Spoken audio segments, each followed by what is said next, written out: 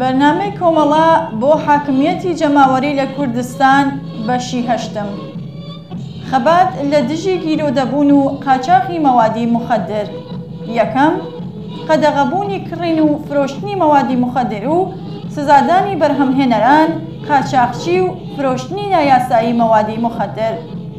دووهەم، یارمەتی گەیاندن بە ئەرکی خەبات لە دژی گیرۆدەبوون لە ڕێگای لەناوبردنی بوارە کۆمەڵایەتی و ئابوووریەکانی ڕووتێکردنی خەڵک لە مەوادی مخدر و پشتیوانی لە گیرۆدەبووان لە بەرامبەر فرۆشیاران و باندەکانی قاچاقچی و فرۆشتنی مەوادی مخدر.